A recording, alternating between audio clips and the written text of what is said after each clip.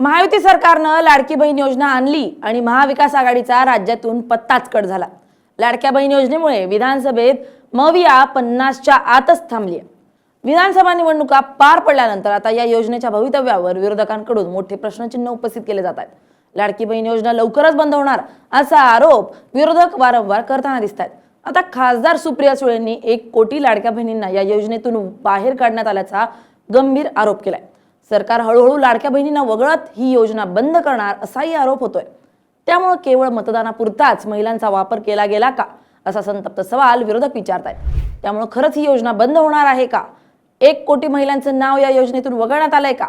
या योजनेमुळे महाराष्ट्रावर किती कोटी रुपये खर्च झालाय? आखाती देशातील युद्धाचा महाराष्ट्रावर काय परिणाम होतोय पाहूया त्या व्हिडिओतून। नमस्कार, मी स्नेहल चौधरी, आपण पाहत आहात LS मराठी। महायुतीनं 2024 मध्ये सत्ता मिळवण्यासाठी लाडकी बहीण योजना गाजावाजा करून आणली। लाडकी बहीण योजनेच्या प्रचारासाठी करोडो रुपये खर्च केले गेले। काही महिने लाडक्या बहिणींना वेळेच्या अगोदर पैसे देण्यात आले, मात्र हळूहळू करत या योजनेमुळे राज्यावर आर्थिक ताण येण्यास सुरुवात झाली। त्यामुळे योजनेचे पैसे मिळण्यास उशीर होण्यास सुरुवात झाली। यावर तोडगा काढण्यासाठी महायुती सरकारनं निकष लावून अनेक लाडक्या बहिणींना या योजनेतून वगळलं। आता देखील महायुती सरकारनं या योजनेतून 1 कोटी महिलांना वगळल्याचा आरोप खासदार सुप्रिया सुळे यांनी केलाय।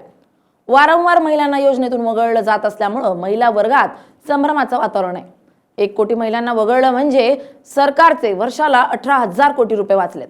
मात्र या निर्णयामुळे लाडक्या बहिणींमध्ये नाराजीचं वातावरण पाहायला मिळतंय। कारण सुरुवातीला योजना लागू करताना अत्यंत घाईघाईने अर्ज मंजूर करण्यात आले होते। आता बँक खाती, आधार लिंकिंग आणि उत्पन्नाचे दाखले यांची पुनर्पडताळणी केली जाते। ज्या महिलांची बँक खाती आधारशी जोडलेली नाहीत किंवा ज्यांचे अर्ज अपूर्ण होते त्यांचे हप्ते तात्पुरते रोखण्यात आलेत। प्रशासनाच्या मते हा केवळ तांत्रिक बदलाचा भाग असून अपात्र ठरलेल्या आणि चुकीची माहिती देऊन लाभ घेणाऱ्यांनाच यातून बाजूला केलं जात आहे। सरकारकडे आता लाडक्या बहिणींना देण्यासाठी पैसे शिल्लक राहिलेले नाहीत आणि म्हणूनच अटी आणि शर्ती कडक करून लाभार्थी महिलांची संख्या कमी केली जात असल्याचा आरोप विरोधकांनी केलाय। दरमहा हजारो कोटी रुपयांचा भार उचलणं राज्याच्या तिजोरीला झेपत नसल्याचं बोललं जात आहे। यावर मुख्यमंत्री आणि उपमुख्यमंत्र्यांनी अनेक जाहीर सभांमध्ये स्पष्टीकरण देत विरोधकांचे दावे फेटाळून लावलेत। सरकारचं म्हणणं आहे की या योजनेसाठी अर्थसंकल्पात वार्षिक सुमारे 46,000 कोटी रुपयांची कायदेशीर तरतूद करण्यात आली आहे। त्यामुळे योजना कोणत्याही परिस्थितीत बंद होणार नाहीये। सरकार वारंवार असा दावा करत असेल तरी या योजनेचा परिणाम राज्याच्या तिजोरीवर पाहायला मिळतोय। कारण सामाजिक न्याय विभागाचा निधी वारंवार लाडकी बहीण योजनेसाठी वळवण्यात येतोय। आता देखील सामाजिक न्याय विभागाचा निधी वळवण्यात आलाय। 344.74 कोटी रुपये लाडकी बहीण योजनेसाठी वळवण्यात आल्याची माहिती समोर आली आहे। वारंवार सामाजिक न्याय विभागाचा निधी वळवण्यात येत असल्यानं अनेकदा मंत्री संजय शिरसाटांनी यावर जाहीर नाराजी वर्तवली आहे। मात्र तरीही सरकारकडून या विभागाचा निधी वळवण्यात येतोय। या योजनेमुळे राज्यावर कर्जाचा डोंगर वाढत असल्याचा आरोप आहे। सध्या महाराष्ट्रावर सुमारे 7.5 लाख कोटी रुपयांपेक्षा जास्त कर्ज असल्याचा अंदाज वर्तवला जातोय। या कर्जामुळे आणि लाडकी बहीणसारख्या मोठ्या कल्याणकारी योजनांमुळे राज्याच्या तिजोरीवर मोठा ताण आलाय, हे अर्थतज्ञ देखील मान्य करतात। वार्षिक व्याजाचा खर्च जवळपास 50,000 कोटी रुपयांच्या घरात जातोय। या वाढत्या कर्जामुळे सरकारला इतर पायाभूत सोयी सुविधा आणि विकास कामांच्या निधीमध्ये कपात करावी लागते।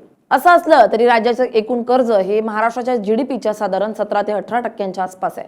वित्तीय नियमानुसार ही मर्यादा 25% सुरक्षित मानली जाते। त्यामुळे या योजनेमुळे राज्य लगेच दिवाळखोरीत निघेल असा जो दावा केला जातोय त्यात आर्थिक सत्यापेक्षा राजकीय अतिशयोक्ती अधिक असल्याचं दिसतंय। या सर्व गोष्टी घडत असताना जागतिक पातळीवरील घडामोडींचा थेट फटका महाराष्ट्राच्या अर्थव्यवस्थेला आणि पर्यायाने या योजनेला बसण्याची शक्यता निर्माण झाली आहे। अमेरिका आणि इराण यांच्यातील वाढत्या भूराजकीय तणावामुळे आंतरराष्ट्रीय बाजारात कच्च्या तेलाच्या किमतीत सातत्यानं चढउतार होत आहेत। भारत आपल्या गरजेच्या 85% अधिक तेल आयात करत असल्यामुळे जागतिक युद्धाचा थेट परिणाम देशांतर्गत इंधन दरांवर होतोय। भारत आपल्या गरजेच्या 85% अधिक तेल आयात करत असल्यामुळे जागतिक युद्धाचा थेट परिणाम देशांतर्गत इंधन दरांवर होतोय। जर आता तणाव आणखी वाढला आणि कच्च्या तेलाचे दर भडकले तर महाराष्ट्रात पेट्रोल आणि डिझेलच्या किमती मोठ्या प्रमाणात वाढतील। आता देखील अनेक ठिकाणी याचा परिणाम दिसून येतोय। राज्यातील काही ठिकाणी पेट्रोल पंप बंद पाहायला मिळतात। इंधन महागल्यानं वाहतूक खर्च वाढून भाजीपाला, दूध, धान्य आणि इतर जीवनावश्यक वस्तूंची महागाई वाढली आहे। सर्वसामान्यांचं कंबरडं मोडण्यासोबतच सरकारलाही वाहतूक आणि इतर व्यवस्थापनांवर अधिक खर्च करावा लागतोय। याचा थेट परिणाम राज्याच्या महसुलावर होऊन लाडकी बहीणसारख्या सामाजिक योजनांसाठी अतिरिक्त निधी उभा करणे सरकारसाठी प्रचंड आव्हानात्मक ठरणार आहे। लाडकी बहीण योजना ही सध्या महाराष्ट्राच्या राजकारणाचा केंद्रबिंदू बनली आहे। विरोधकांनी केलेले आरोप पूर्णपणे निराधार नसले तरी प्रशासन सरसकट योजना बंद करत नसून केवळ अपात्र लोकांना बाहेर काढण्यासाठी निकष कडक करते।